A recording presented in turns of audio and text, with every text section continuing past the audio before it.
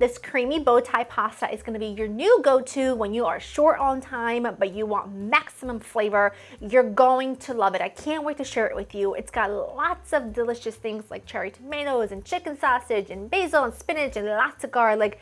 It's spectacular. Let's get right to it. It does not take very long. The longest part of this recipe is having the water coming up to a boil for the pasta.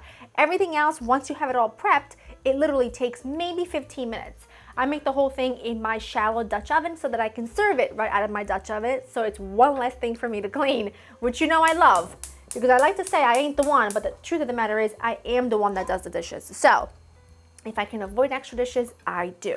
I'm gonna do a few things in batches here. First things first is I'm adding some of this chicken sausage. Now this is fully cooked chicken sausage, hence why I'm cutting it on a wood board. This is a delicious Italian and mozzarella, and I love chicken sausage for this because I feel like it's a little less, it's got a lot of really good flavor, but it's also not as heavy, which I feel like it just kind of goes really well with the tomatoes and the spinach and the basil. But if you want to use regular pork sausage, you can use anything that you want, or you can use no sausage at all. You could use chicken instead, like regular chicken thighs I would use here. And my goal at this point is just to give that sausage a little color, a little texture, and then everything else is kind of gonna go in the pool and be so easy. You're gonna just love it. This is getting nice and hot. I'm gonna add it right in. It does not need to cook very long. And while that happens, I've got my cherry tomatoes and my shallots here already prepped. I just went ahead and chopped the cherry tomatoes in half, thinly sliced the shallots, and I'm going to cut, well, she said I'm going to finely chop and mince about 4 cloves of garlic because I want this to be really garlicky and really delicious and very, very flavorful. So I'm gonna give it a fine chop because you know we talk a lot about if you cut garlic different ways, you get different results. If you grate it, it's like wickedly strong and spicy, literally. If you leave it whole, you get that scent and the aroma and a really light garlic flavor. If you slice it or mince it, then you'll get a much stronger rather than just leaving it whole. So I want good flavor for this, so I'm gonna go ahead and just give it a really fine chop. Sausage is looking fantastic. I'm just gonna remove it. Now remember, it's already fully cooked through, so I was just looking to get a little color on there. But obviously, you know, check the sausage that you're buying, because if it's not fully cooked through, you're gonna wanna make sure that it is. And now at this point, I'm just gonna turn that down, a touch more olive oil, and I wanna add some butter, because this is not gonna be, we're not skimping here. I want it to be rich, and I want it to be absolutely decadent and delicious, because there are some days where, you know, it calls for it, okay? Add your garlic right in, and you really want that garlic to bloom. You want that garlic, it just immediately smells amazing. It immediately smells good. Oh, that is amazing. That garlic is gonna infuse through that butter, and then that butter will just infuse through everything else. I'm gonna add my tomatoes and my shallots. Beautiful.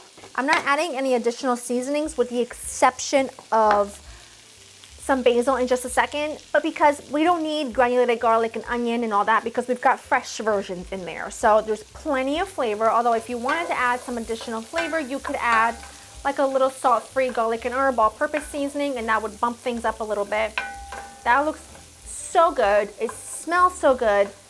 I'm just gonna let it hang here. I'm just gonna add a pinch of salt. I'm gonna wash my basil. I'm gonna add some basil right to it as well. Oh, and some pepper. I wanna add my pepper here because the pepper is a spice. And how do we treat spices? We bloom them. You always wanna bloom them because that's what takes, you know, gets their toastiness and their flavor.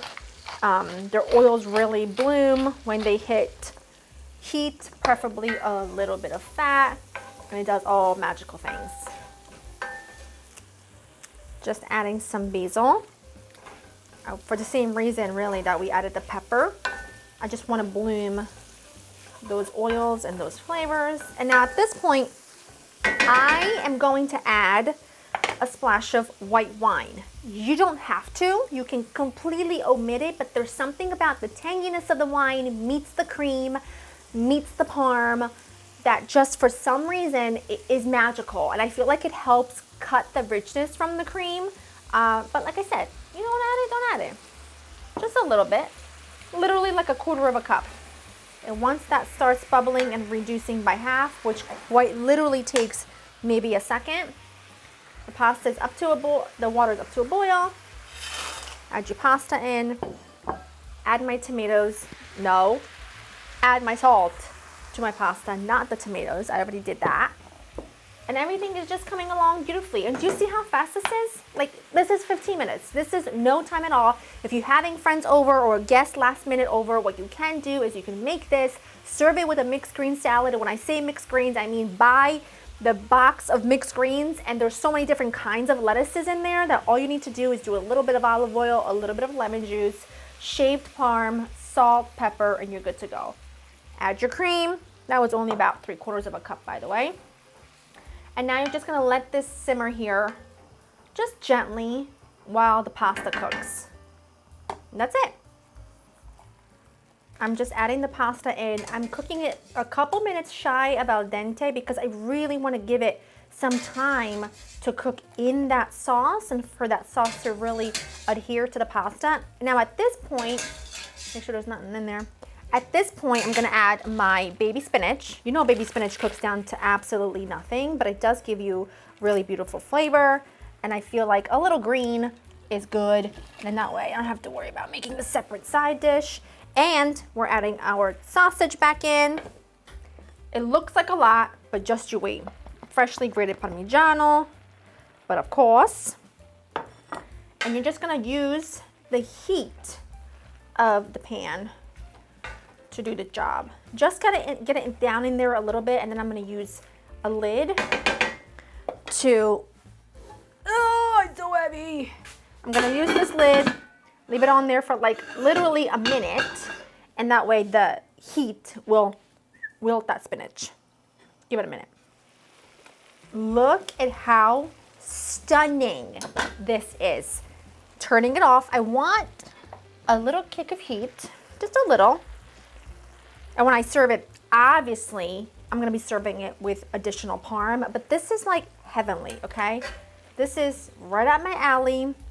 The sauce has fully absorbed in that pasta. I mean, it's just like, you can tell that the sauce has like richened up and full of flavor. You can see sort of in the pan that it's like perfectly creamy and absorbed in that pasta. It's just so good. It would be a crime if you didn't make this weekend. Or this week, or whenever. Hot though. Wow. I love it. Lots of garlicky flavors, creamy. That parm definitely comes through. That, I'm telling you, that chicken sausage is legit. Too legit to quit. I hope you enjoyed spending time with me. The full recipes on laureninthekitchen.com. Of course, in the description box, there will be a list of ingredients for you, as well as a list of all the items used in this video, because I know you guys are going to ask me about this pot, because there's never a video where I use it where you guys don't ask me about it. So I have it down for you in the description box. I hope you enjoy spending time with me. I will see you in the next one. Bye.